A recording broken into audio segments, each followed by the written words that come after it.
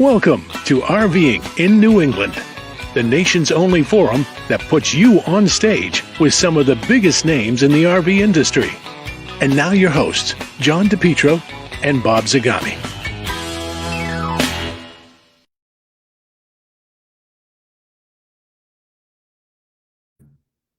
And there we are. Hey, everybody, welcome once again to RVing in New England. This is the John DePietro Show. My sidekick, Bob Zagami, is going to be here any minute. Oh, there he is. There he is. So, Bob, we had a great show lined up, but look at our studio audience. They got into the studio before we even came on the air. They were quick and responsive today, but it must be that guy we have on as a guest later on, because they don't usually get that excited about seeing you and I right at 7 p.m. Oh, but what you teased like that, why don't you say who that guy is? Everybody knows Chris Dougherty's coming on the show tonight. That's why they dialed in. Oh, okay. One of the best technical experts in the country. Without question. Author, publisher, service writer, trainer, RVTI trainer, had his own independent mobile tech company out in Poughkeepsie, New York. I mean, everybody knows Chris Dougherty. One of the few techies in the business that actually has done what he's teaching. That's right. He walks the walk and talks the talk. Talks the talk. You know, as I look over at this audience, who joined us tonight? Huh? Who joined us?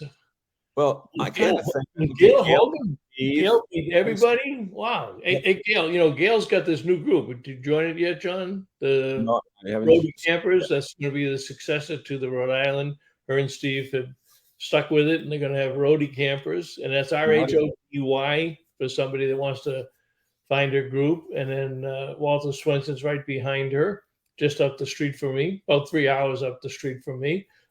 Gail and Walter, let's think about doing a show with all of you ex-Good Sam people, maybe sometime in March, so that you can tell us about your new organizations and what you're going to do there. Gail and Steve. Yes, Gail and Steve are here. Walter's here. Jerry Plant. I don't know, Jerry, you lost your top position to Walter and Gail and Steve. Yeah, you walked right over Convoy. Glad to have you. And Don Hawes finally made a show on time. Wow. Why'd you walk over Convoy? He didn't walk over him. He's down below. Don. There he is. There. Those guys are late. He wrote, "You guys are late." And Dante joined us. I don't have that. I want to make you guys feel bad. Oh, there we are. Okay. I want to make you feel bad because Dante and I are having lunch here on Friday. That's the Boathouse Tiki Bar and Grill in Fort Myers, just down the street from the Red Sox Stadium. And although we won't be sitting on the sand drinking those, because it's not good to have Jack Daniels on the sand, and we will not be there late at night. We're just going to have a nice, simple lunch. But they got this nice tiki bar. They actually have a pool. See, you can sit there and watch everybody at the pool while you're doing it. What is it, DePietro? No. You can't have Jack Daniels on the sand, but you can have it on the rocks. Is that what you're telling me? Yeah, on the rocks. But you don't ever take it on the sand. Not on the sand. You don't want sand to get into it, right? The thing I was thinking before as I looked at this group of people, this very extinguished group of people, the Hogans, Mr. Swenson, Mr. Convoy, Mr. Plant, Mr. Hawes, I think they got in early because they were sneaking some of the snacks in the green room. I think so.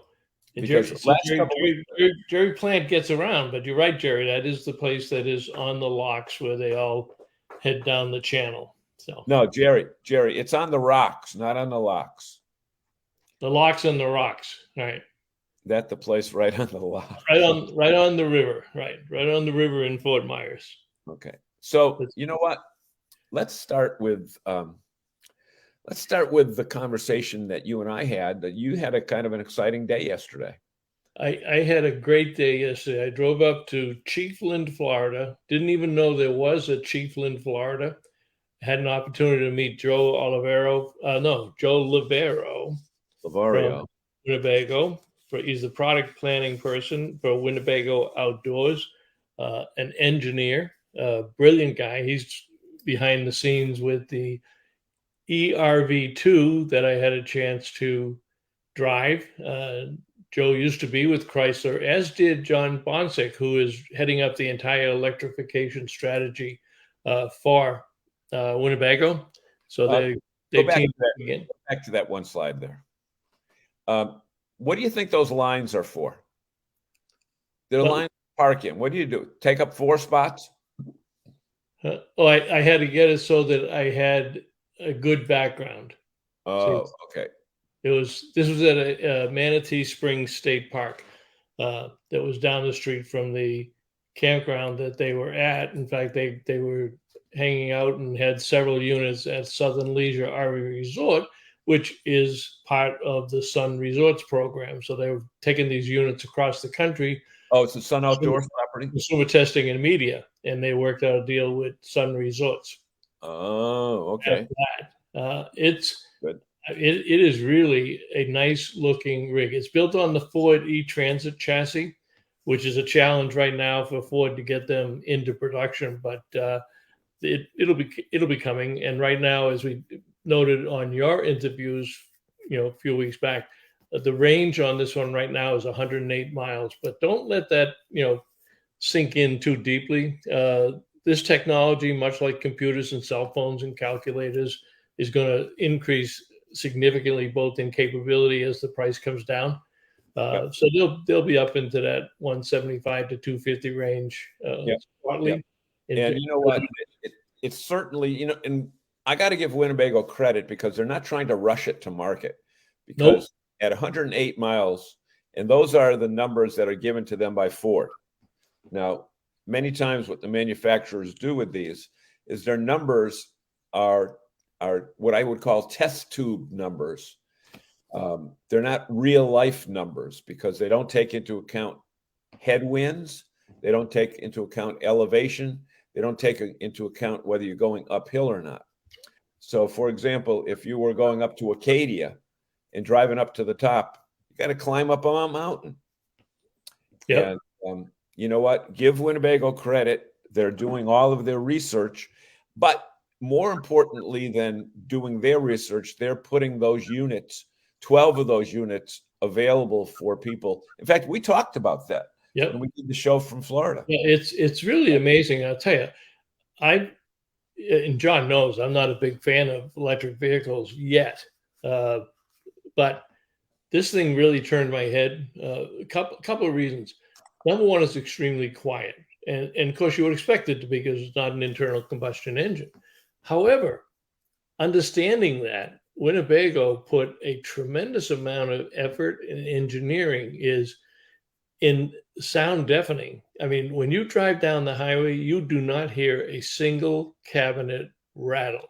You do not hear anything rattle in that coach. I swear you could drop a pin inside that coach going 70 miles an hour down the highway and not hear it. I would buy that tomorrow if when it comes out, because I think there's a hidden market for this vehicle, and Joe and I talked about it, is a lot of people who think they're never going to own an RV or never own a van, but they want to have an electric vehicle because it's the right thing to do and it's the direction that our country is going.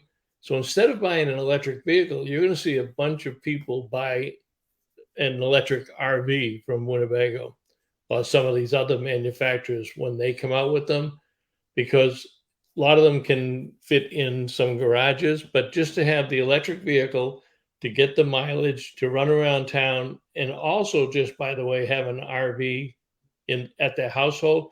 I think it's going to bring an entire new generation of RVers into the marketplace. And they really have done their homework on this thing. I was thrilled with it, absolutely thrilled with it. That's some of the interior shots. Let me do this. When I was when we were at Tampa, John and I did a lot of videos that you saw the last couple of weeks. I had a chance to interview Hugh Bauer, who is the president of Winnebago Outdoors, and that's all of their outdoor products. Let me just run this. It's a short video. It'll give you some idea of his insight into the business. Hey, we're back at the Camp Report Show, and I'm with Hugh Bauer, president of the Winnebago Outdoors Group. Hugh, it's always great to see you, but I had to pull you out of this big crowd. We're down at the Tampa Super Show. Yep. First day of the show, public-wise, but people are buying, and they're all over the place. It looks great. It feels great. The weather's perfect. Couldn't ask for better weather. This time last year, we were freezing cold. Yep. Do you remember? Yeah. But this weather's perfect. People are out. Attendance looks good. Pre-sale. Tickets, sale of tickets pre-show were pretty robust. Yeah, they're 17% over before what they did last year. People are coming in and they're enthusiastic. They're looking at our new product. They're getting their eyes caught by stuff like this. This is striking. This is what do you call it? Spitfire orange. Spitfire orange. Yeah, I can see that going that way. What are some of the new products that you brought out that people are going to see here this week? So a couple of things. One, the color on this. Second one is the Adventure Wagon partnership we've got on some of our Mercedes Sprinter chassis. Yeah. The modular sort of build, you can sort of configure that as you want with different sort of packages from Adventure Wagon. So it's a kind of cool, utilitarian, very functional build, very functional sort of bias. Well, you know, if I can just jump in there, what Dwayne just told me that last night you interchanged them. You moved took the them around from this vehicle to the other and moved the stuff all around. Yep. It's that easy. Completely interchangeable. Yeah. You just need a drill and that's it, you're done. Is it probably young adults, young professionals that are just getting into the market, or are you seeing other really buyers? That rugged nomad, a very active user who wants to throw a couple of mountain bikes in the back one weekend and maybe a kite the next weekend, maybe a couple of dogs. And the floor is very easy to wash down, and you can put different modules in according to how you want to use the vehicle. Whatever the application might be. Including some extra rows of seating. So you've got one seat in there at the moment, you can put an extra row of seating in there. So it's really a wonderful platform. But that's one of them. We've got the new Vita Porto. I saw that, yeah. So we had a Vita Porto about 2 or 3 years ago, and then we refreshed it, we bought it out. It's still on the Mercedes Sprinter chassis. It comes in just price pointed below the View Navion, which is one of our best-selling vehicles of all time. Yeah. So a real nice complement to that lineup. And then, of course, the big news is the ERV, right? So the ERV2. You saved that for the last, right? Our prototype. Yeah, so really exciting to showcase that here today. This time last year we had the ERV from the Winnebago Industries concept vehicle. This is the art of the possible. This is now a prototype vehicle. This is what increasingly a vehicle like this could look like that will be commercialized. It's got just a ton of really cool features, and we're proud to showcase it. Well, I thought one of the nice things that you're doing also is you're allowing test drives of it. You're taking groups of people off-site and close by, but they can actually test it and see what an electric RV is going to be like. So two sorts. You've got the electric RV test drive that's going on now at Tampa, but we've also got extensive field testing with these prototypes. We're making a dozen of these prototypes. We're putting them into the field with real users and saying, right, test this vehicle. Tell us how you're going to use it. What's the use case? What's the charging cycle? How do you want to RV in an electric vehicle? What are your concerns and what do we need to solve for still? And I think that is going to be a really insightful period where we can fine tune the final product that's going to come to market. Yeah, that's amazing. So who's going to get the other 11? So we've got people. That's after John and I get John and I get ours to test. That's what I say. So you can sign up on our website. Right. But we have a lot of people who are already booked in for testing in January, February. That's fantastic. Really cool. Nice way to launch. Yeah, and this display. I mean, this is your exercise for the day. You don't have to go anyplace else. Acres of Winnebago display, right? So it's nice to have the turbos, the motorhome, and the accessibility enhanced vehicles all in one place. All in one place. We've got a central area where we're telling our brand story. We're proud of the brand, right? So we've got a brand story, a heritage component, a technology component. So we're trying to educate people on what we stand for and our values as much as the product is. Yeah, so I look at that as it's not the new Winnebago, it's Winnebago staying a couple of steps ahead of the competition and always being able to read the market. That's the the right pioneering place. legacy. Exactly. The pioneering legacy we have in the industry. So Yep. you're right. Exactly right. It's amazing. Every time I see you, you got something special to do. But thank you very much, and Thanks for have the a time. great show, Hugh. Appreciate it. Thanks, Yeah. Bob.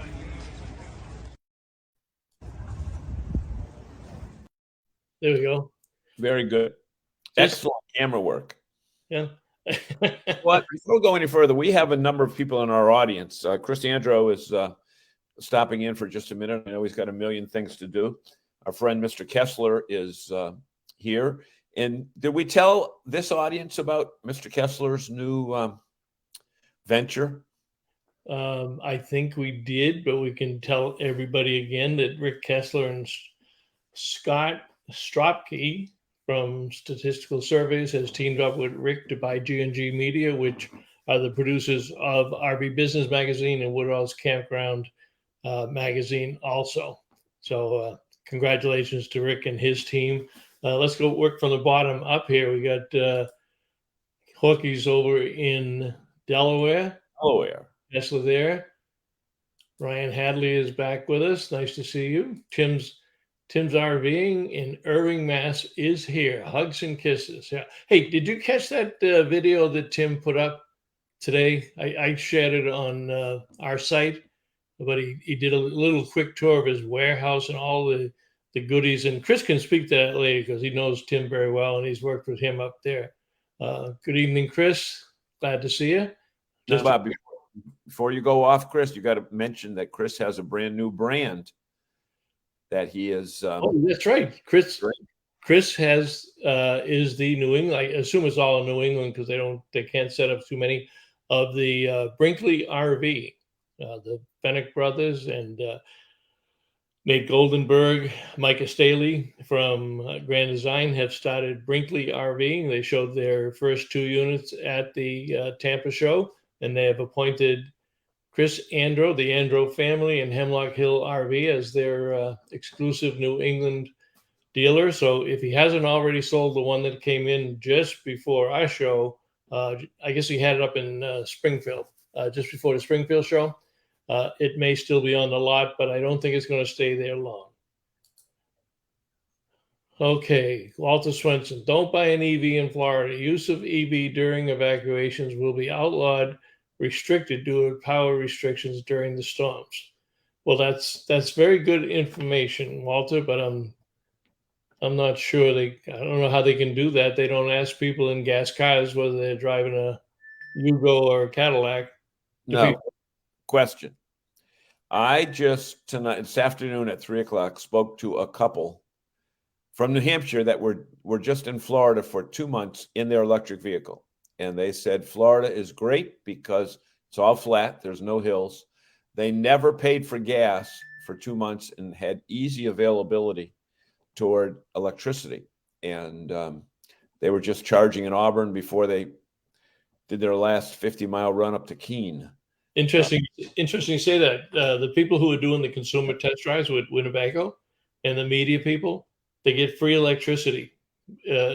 Winnebago has developed an app, and they go to an electric charger and they put this little code in. It knows that the bill goes to Winnebago. It doesn't go to the people test driving the coach. Yep. Must be Electrify America. Jim Roy. Good evening, gentlemen. Hi, Jim Roy. A lot of snow up there. Uncle Bernie's with us tonight. Bernie. Hey, the RV love couple, Mark and Julie Bennett. Good evening. Good day, mates, with her Australian little. You can't hear her accent, but you can read her accent. You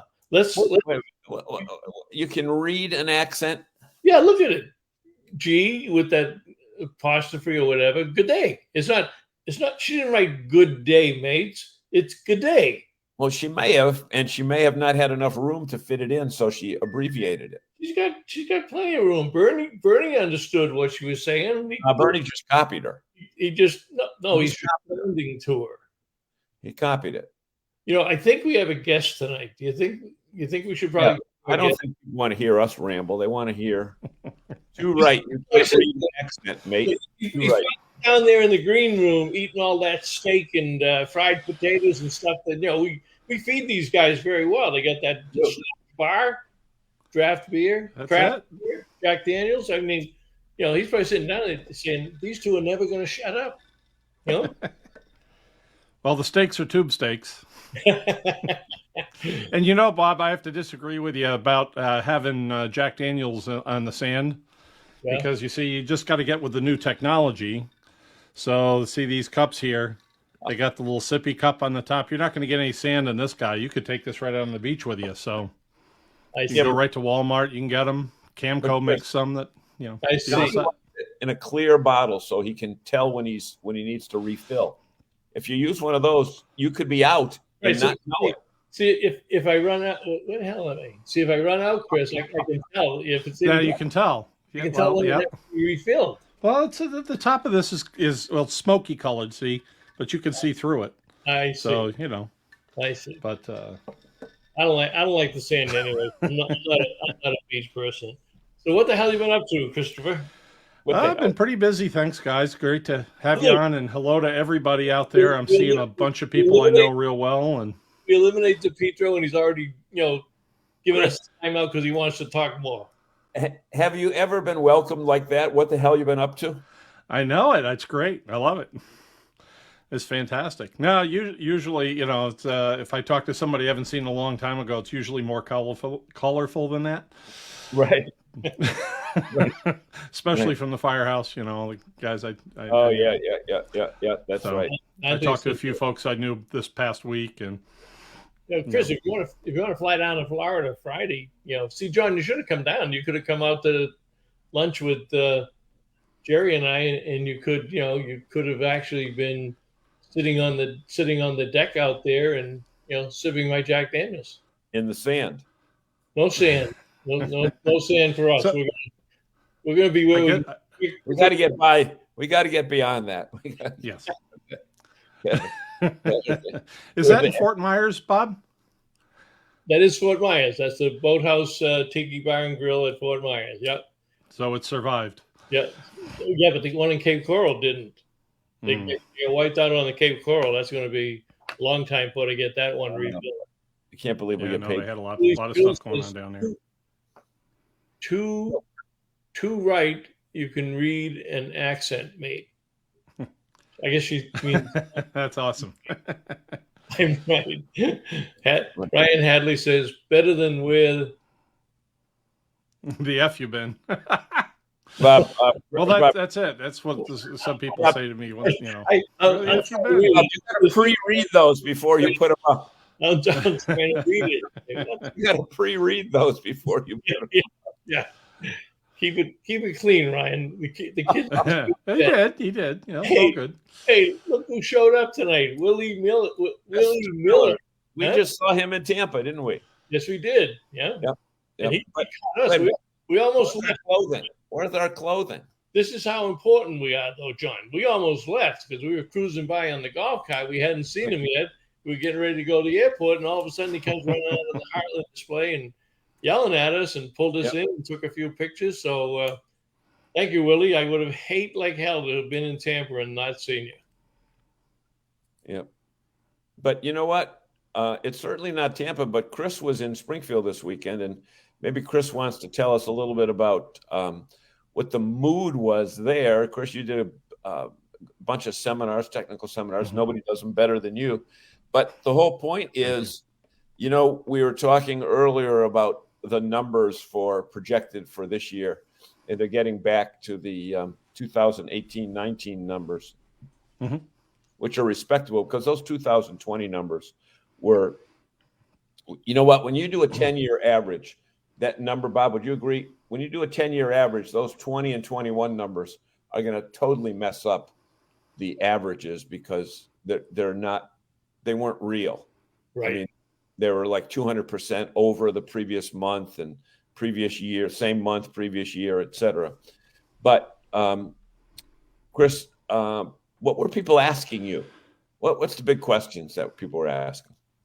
Well, just one little piece I want to just add on to what you were saying, John, is, you talk about the 10-year average and that the the 20 through 22 numbers are going to throw that off a little bit. And the only thing I would say to that is that you have a lot of people now who weren't involved in the RV space before, a lot of new RVers, a lot of new people.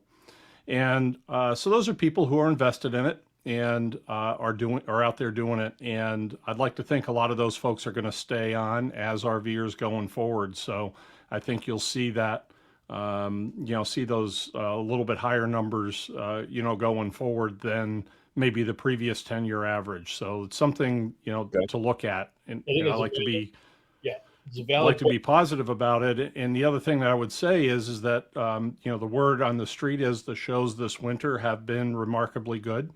For the Springfield show, the numbers were, pretty much maybe down just a scotch, but almost even with last year, when you look at all 4 days. And so, and sales were good. I haven't talked to a lot of people out there, and I know I did see Chris's display there. I was hanging out with Tim a lot, Tim's RVs, when I wasn't doing seminars, and I know they had a pretty decent show. So that's great. It's I think the interest is there. People seemed really interested. I had seminars Saturday, Sunday, Monday, 2 apiece. And some of the seminars were standing room only, and they have a bigger room now than they did back in the Mallory building in past years. And some, I think the lowest number I had was probably 8, but they were very interested and very in tune with, what was going on, had great questions, and were very appreciative of the information we were trying to put out there. And so overall, I think the show did really nicely. Well, the important question is, did you get over to Red Rose at all for a slice of pizza? I live right up the street from that, man. We get over there every now and then. Try not to too much because it doesn't do too much for the belt line. Right. But yeah, Red Rose is money for sure, as they say. Yeah, so you better go there hungry, right? You better go there hungry. If you bring a pizza home, it's pretty darn good.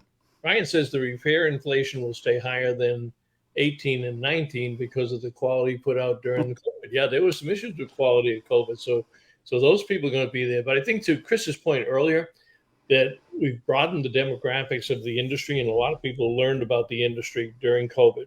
And that's, I think a lot of that is what you're seeing at the shows. I know at our Boston show, 50% when I do my lifestyle intro seminars, 50% of the people were attending their first show. 90% of the people did not yet own an RV. And I think that's going to continue for well into the future. So we're building up a good farm team, but we're actually seeding the interest in a lot of people, anywhere from 19 years old to 90 years old. You guys bring up an excellent point. I think statistically, a lot of people said that in 2020, when the RVs were flying off the dealers' lots, hang around 1 year and you're going to see a lot of people that can't stand RVing dumping their unit at the end of the season. The reality is that never happened. In all those studies, not from what I've heard, all those studies that we saw, that the North American Camping Report that our friend Scott Baer puts together for KOA, I think 78% or so said that they would be back again the next year.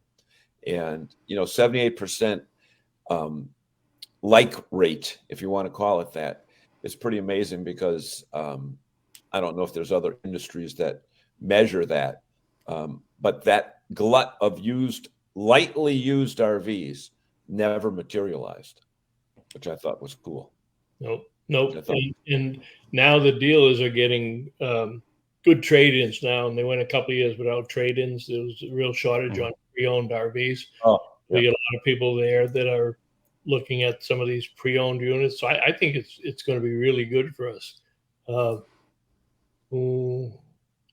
Plenty of ones that need repair. Ryan says, just had a customer call today that I met through the show and never owned an RV.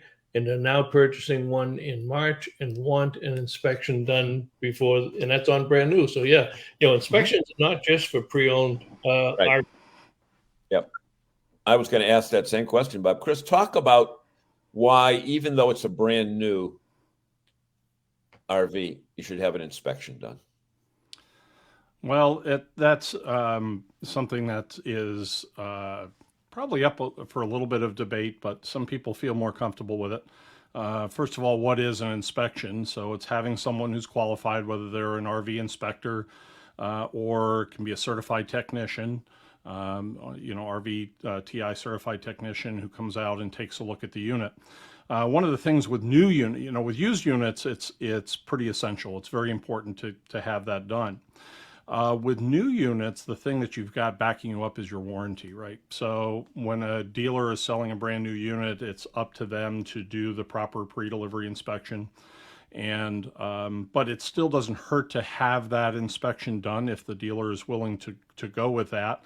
And it's just another set of eyes looking at the unit and making sure that things are in good shape. It should be pretty straightforward, having that done and making sure that, the systems are working well, and especially any problems that may appear on the body as far as places for leaks and things like that are taken care of. So it's not necessarily, it's not a bad idea to get it done. Yeah. And so much of the mechanical areas are hidden that you can't just look at a stove and see if it works. You got to work it. People have a home inspection on a new home. So there's really no difference, especially if you're going to go, utilize this, not necessarily full time, but, quite often throughout the year, move to the south during the summertime, during the wintertime. Well, the big difference is a house doesn't generally come with a warranty, right? If you have a builder build a custom home and there's something up with it, yeah, they're more than likely going to come back and take care of it for you. Right. But with a consumer product like an RV, it is required to have some sort of warranty, and RVs have, usually at least a 1-year warranty, if not 2, or even some cases 3 years on certain parts of the RV. Yeah. So it's just as important to know the limits of your warranty and and what the warranty covers and when and how to get service as it is, the fact that you actually have it. Yep. But as Ryan brought up, the repair event cycle, what's that? RECT, repair event cycle time. Yeah. Right.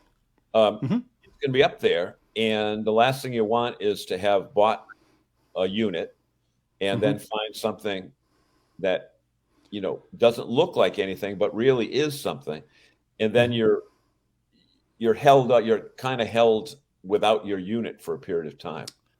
So well, here's the thing, where you end up with that, and there's some difficult things to look at there. First of all, when people get held up a long time, sometimes it has to do with structural issues. I was just looking at a video of someone with a brand new fifth wheel.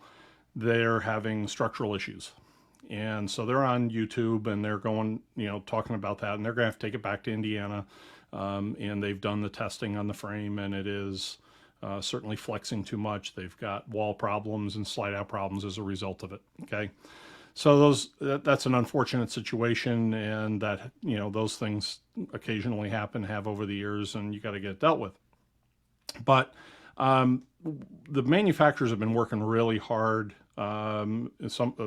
especially some key ones, at trying to get people taken care of in a timely fashion. The repair event cycle time studies and the work that is being done on the dealer side to take care of that has been really noteworthy. It's been great. And there's still room to go with it for sure. We're all short on technicians. We're trying to get more qualified people out there working on rigs, that type of thing. But what I've seen some of the manufacturers do is actually work with the consumers on getting the repairs done, even if it's not with a dealer, right? So Keystone RV, for instance, and Kevin, could speak to this probably better than I could, but I know they've been working on a program where they will work with the consumer, and if they're willing to do certain repairs on their own, they'll send them the materials to do it. They even have videos out there on how to do it to try to keep people on the road. and I know, which is different from when I was a mobile technician, is most of the manufacturers now will actually work with mobile service techs and independent service centers to make sure that repairs get done in a reasonable time. And you just got to have that kind of back and forth with it, and try to get things done. The people I talk to, they've had issues, and they come back and say, you know what, I've had these problems, but the manufacturer's been great. They send me parts, or they work with me one way or another, and to get the problem taken care of so I can stay on the road. Yep. And the key to the whole thing is you don't want to have an RV sitting in a yard No. or a lot, or a dealer's lot. That is just, I mean, I'm lucky I haven't had that situation, but I've heard some horror stories.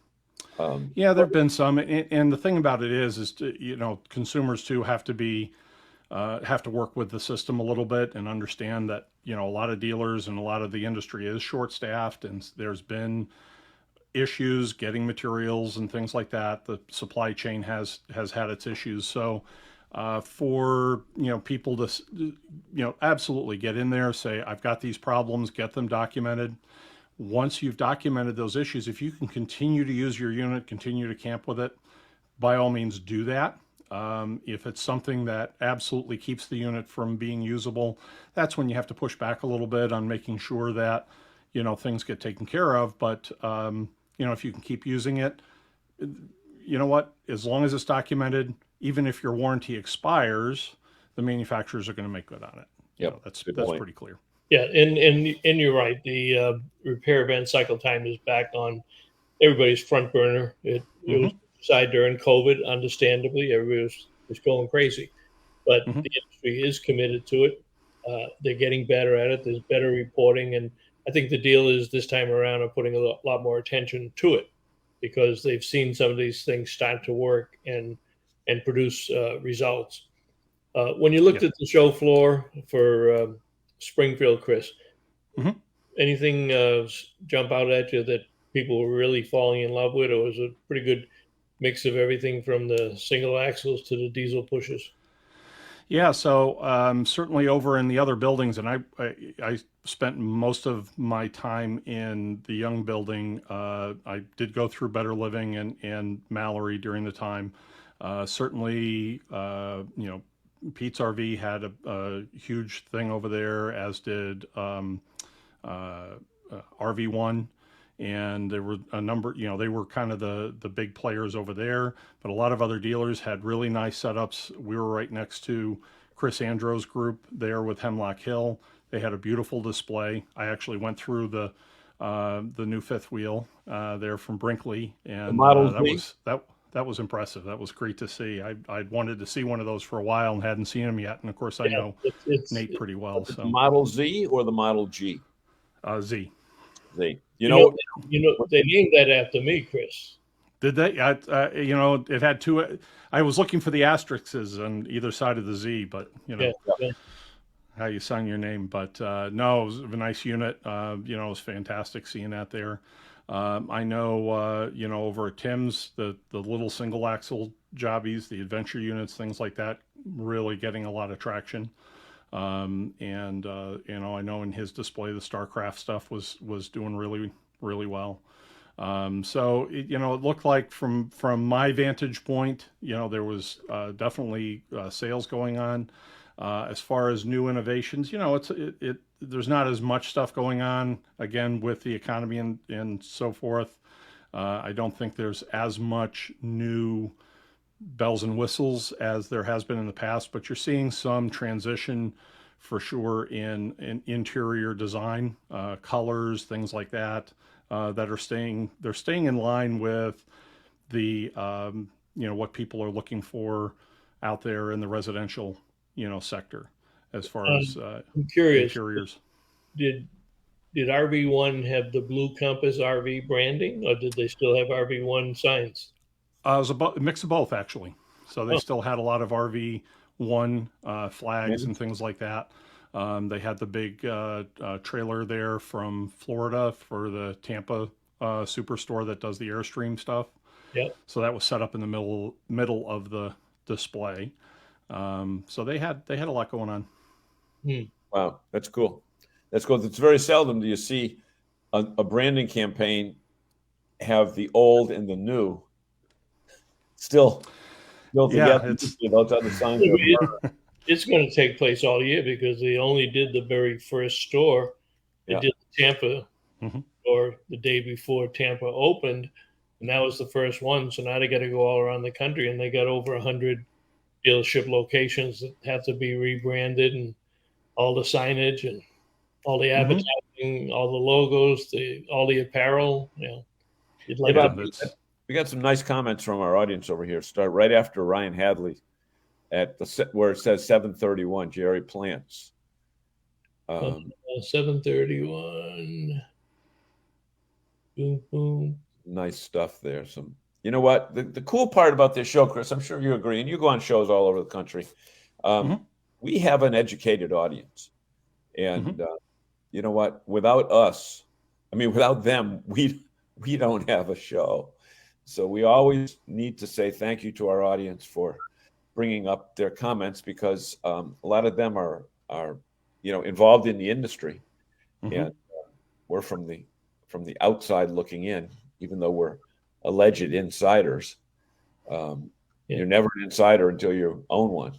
Yeah, Don brings up a good point, and I've been saying this now for 3 years. And 3 years ago, I said that within 5 years, you're going to see the banks jump on this, just as they have with home inspections, especially on pre-owned units.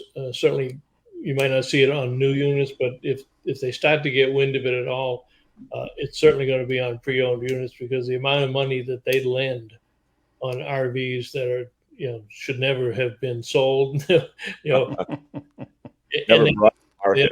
they have no defense right now. But that is something that's going to come about, which is opening up a lot of the great training opportunities at RVTI and RVTA. There's a lot of people, both of those groups are filling up all day classes. RVTI's got a new class.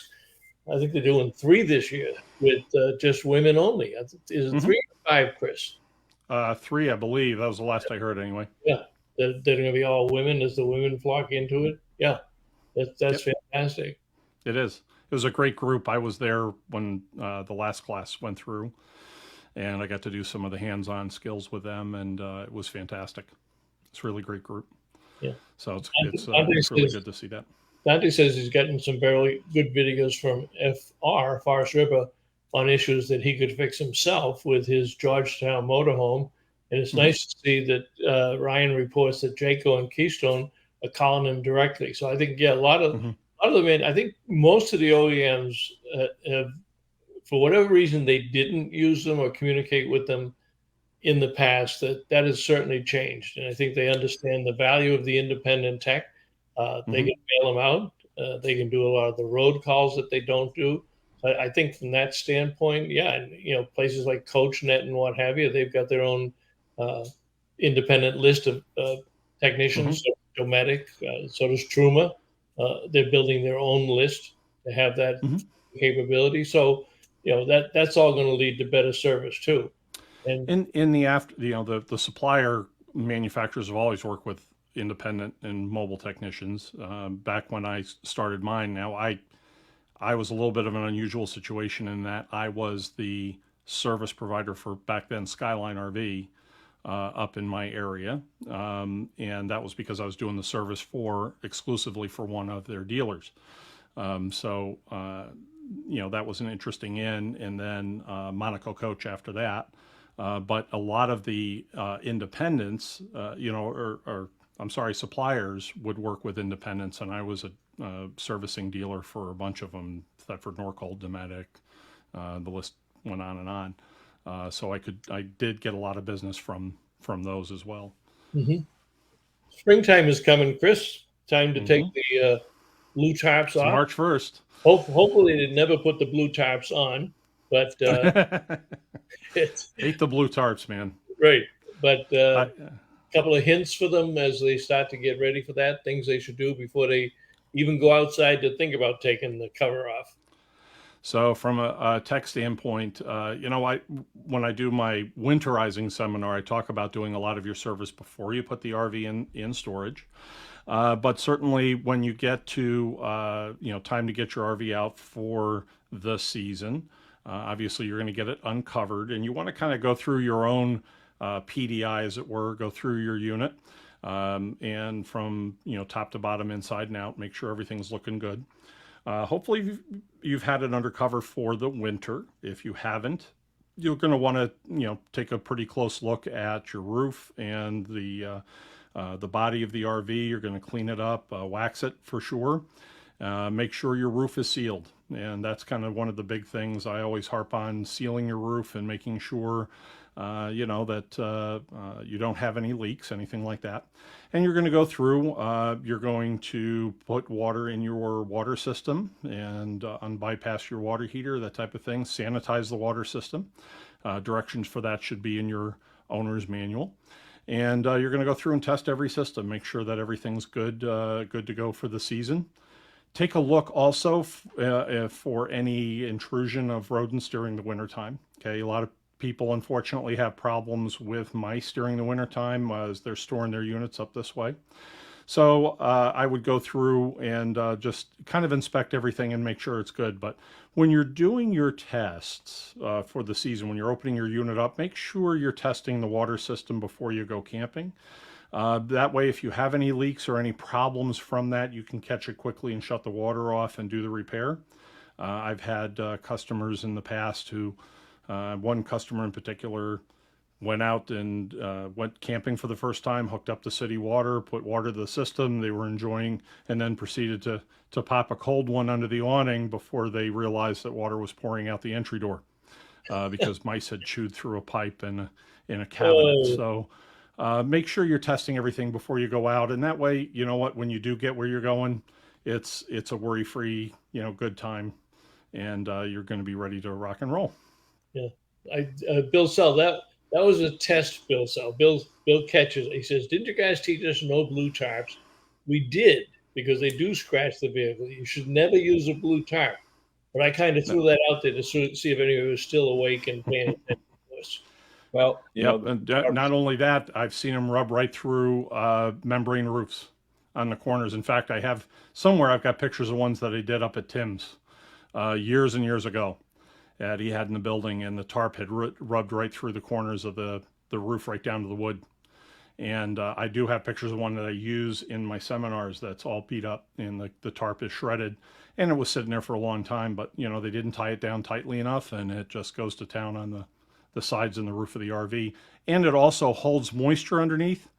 So, you can end up with a mildew situation and whatnot like underneath that. And check for M&M, mold and mildew, or mold and mice. Yep. Trap moisture inside. Yeah. He says buying from chain dealers by price should get an inspection. That's for the large ones. Never tarp an Airstream. The grommets will destroy the aluminum. Right, it's true. But I think, you said never tarp an Airstream. If I understand what Jim says, never tarp an Airstream, with the emphasis on never. Because an RV cover, there's different grades of RV covers, right? So, do your shopping if you're going to buy one. But yeah, I think it's always a great idea to have an RV undercover when you're storing it if you can. I have, a big Montana. It's hard to cover that. Plus, we put different things on the roof. It makes it more of a challenge to cover it. So we don't. We have a cover for it that the previous owner had. I can't, do it very easily myself. But on the flip side of that, I have a 50-year roof on the thing. So, we did a crazy seal roof when I was with Trailer Life. And so there's no leaks from the roof, and I maintain everything else and keep a close eye on it, and I've been okay with it. That said, an RV cover is softer than a tarp. It's breathable, so it'll have vents. Very often they have fabric that breathes and releases moisture a little bit in one direction. and you can tie it down real tight. So it has straps and things like that that'll hold it down to the body and make it a lot, safer for the condition of the body of the RV. This is interesting. And Jerry corrects himself here. He meant, let's see, where do you go? He meant covers, but he said they don't recommend covers. So replace tarps with covers unless you're under dirty trees. Well, but you still got that issue where consumers don't do their own preventive maintenance. They don't get up on the roof at the end of camping season to do a recock. If somebody's really going to be doing good preventive maintenance, I would agree with you. But for the most part, Jim Convoy, probably 80% of the problems are self-inflicted by the RVers themselves. Yeah, and understand that too. It's not just that you're covering the roof and trying to prevent leaks or whatever from poor roof maintenance. It's the sun beating on the plastics of the RV, whether it's the FRP sidewalls or your vents or things like that. If you can cover those and protect them from UV exposure during 6 months of storage, cover your tires, you're going to end up having a lot better longevity with those products. I know in mine, I do have degradation on the side, on the off door side or driver's side wall, because that's the one that gets the sun all the time. Yep. And so I have to go in and decals. buff that. And the decals too, or crack and whatnot. How many people have seen an RV that sits on a seasonal site and the one side of it is all cracked, and that's all as a result of that sun exposure. Yep. What about waxing them, washing and waxing on a regular basis? What about some of these new carbon sealant waxes that the car people are going all crazy over? The ceramics. Well, I haven't tested them, to be honest with you. And I'm thinking about it. That off-door side on the Montana is starting to get hazy. So I need to go with a couple of different restoration compounds to cut through that. It is just surface, so I can get it clean. And then maybe a ceramic coating will help. I'm just not sure, to be honest with you. I haven't tested that stuff out yet. The people, there's the chemical guys and some other ones that I've been looking at online, and that kind of train you on that stuff. And so I've been watching some of that and seeing if it's something I'm gonna do. Yeah, it's a much bigger project with a much bigger RV, of course. 40-foot fifth wheel or motor coach or whatever is a lot of work, to get that done. Walter says he just went to Flex RV. He means he went to New England RV Roof, does the Flex Armor system on the roofs, and Jim and the team keep the covers off. Yeah, because once you do the Flex Armor roof, you got a lifetime guarantee. Once you have that roof on there, from the roof standpoint, it doesn't make any difference anymore whether you're covered or not. You're not going to have the leaks from that. I'm just more concerned about the other plastics in the sidewalls of the rig, and just covering them or protecting them. The good waxes and, like you say, the ceramic coatings, things like that may have a better effect, to help preserve that over time. And people are also concerned about tires, right? So, when the RV's in storage and depending on the type of RV, I've seen a lot of cracked tires and failing tires over the years. Of course, we've had issues with trailer tires having problems. So trying to keep them covered and taking care of them is also an important thing. And they make tire covers that just slide over them and help to protect them a little bit. Yep. And Chris, I think it's so important that people look at tires and see, Don's got the easy solution. Go south and you don't have to winterize. There you go. Here's a reason why we like Ryan Hadley and why his business continues to grow. He does a package deal: winterizing, a seal test, leak test, and the cover installation, all as he calls it his end of season package. That's fantastic. Adam, I am a big proponent of Seal Tech. I've done some work with them, and I have some videos that I actually need to do. I have a machine here that I need to go out and do some more work with. I did some photos for an article with one, and it's Gary Bunzer, my teacher and all this, Yep. was very big on it. And it does a great job. Is it foolproof? Not necessarily, but it does give you a leg up over anything else. You know, I've been to dealerships where their idea of looking for a test is taking a garden hose and a nozzle, you know, tying it to a ladder with it on and letting it soak the RV for a day until they see water on the inside. Oh, good. And you know, in that particular, you know, place had a Seal Tech machine that nobody would use. You know, so it was kind of one of those things that, you know, you gotta, if you have the technology, you gotta use it. But something like that, you can do a leak test on an RV, and you do it very quickly. You know, it's done within an hour or so, and you find where the leaks are, and you can go about fixing the ones that need fixing. It's a great product. Would you believe we are down to 4 minutes? Can we show your video, John? Yeah, what's it say for timing on it? It's about 4 minutes, so bear with us, folks, and we'll just run a little bit over. Give me a little intro while I do a little intro. So at the Boston show, we came across a brightly colored and decorated booth, and we found out that it was not your average Joe. It was a brand new company that has now 13 properties between Maine and Tennessee, and they have a group called Spacious Skies Campgrounds. Hey everybody, we are at the Boston RV and Camping Expo at the Boston Convention and Expo Center, and one of the new exhibitors here this year with a beautiful rainbow of balloons are our friends at Spacious Skies, and Allie is our talent today. And Allie, tell us about your facilities, plural, because it's more than a campground. It is more than a campground. We have 13 locations from Maine to South Carolina, all the way out to Tennessee.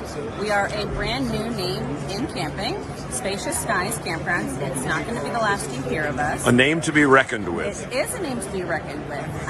We got our start in 2021. My husband, Eric, and I, we founded the company with the goal of creating a recognizable, consistent name in camping that keeps camping. We are family friendly. We are plus you camp yourself. We are campers ourselves. That's exactly right. We got our start by camping with our 3 kids in our family camper. We are focused on natural beauty at our campgrounds. We love to focus on the local attractions that are in our area. We are not trying to do anything too sensational at our locations. It is all about enjoying the great outdoors, but having the conveniences that you find at a private campground. All of our locations are super unique. Talk about where you range from. Where we range geographically. Geographically. So we have 2 locations in Maine, 2 in New Hampshire, 2 in New York, 1 in Massachusetts. We've got New Jersey, Virginia, 2 in North Carolina, 1 in South Carolina, and 1 in Tennessee.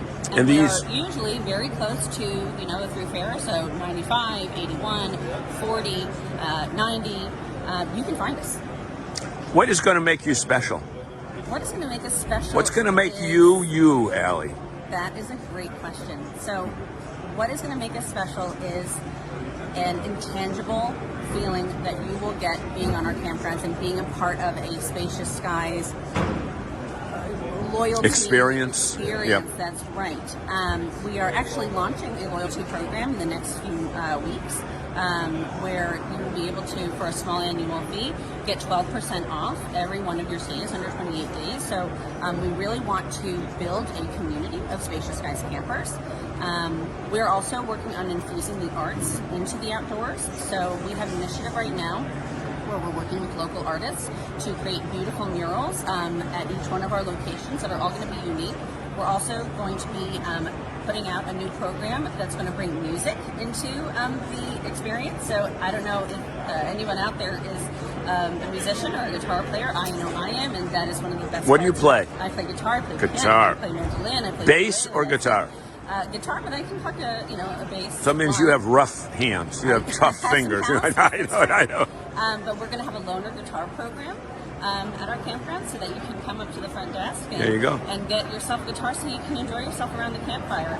Spacious Skies obviously calls to the skies above. It's what keeps all of our locations consistent. The land may look different everywhere that you go, but what is consistent, what is the same, is that we're all under the same spacious skies. How about a website where people can find out Absolutely. about you? SpaciousSkiesCampgrounds.com. Campgrounds, plural. That's right, it's plural. And that is actually going to be launching new as well right now.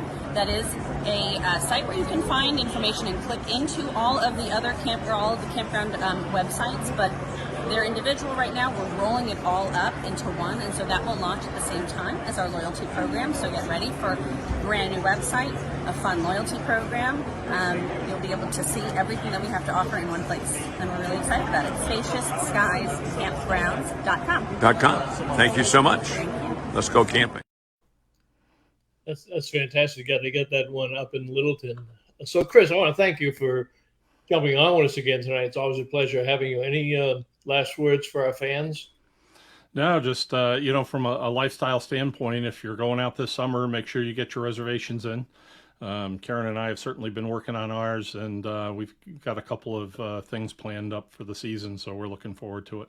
Yeah, I always feel bad every day. I try to post a lot of stuff on the campgrounds and what the campgrounds are doing, and I always put that in there. And I hope they don't think that we're just trying to drum it into their head, but it's serious. You've got to have your reservations early, especially for holiday weekends and where the demand is plussed like crazy, because there's places you go around the country right now completely sold out for the year. So. John, I'll give you the last word, and we're going to head out of here. No, always great having Chris on, and special thanks to our audience that make this show special. And I'll give you a plug next year. Next week.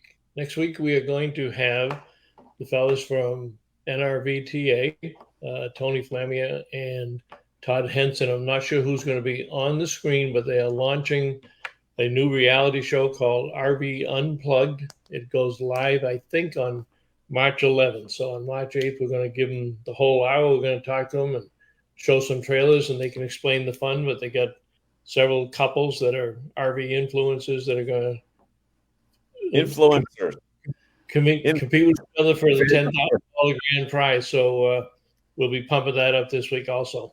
All right, folks. What are they competing for? Well, I mean, besides the $10,000, like what are they doing? $10,000. I guess they're giving them challenges along the way. So we'll be have to see. Yeah, we'll have to see. Have a great night, everybody. Good night. Yeah, have a great night. This edition of RVing in New England was a presentation of the New England RV Dealers Association. Thanks for watching, and be sure to like us on Facebook, YouTube, and Instagram.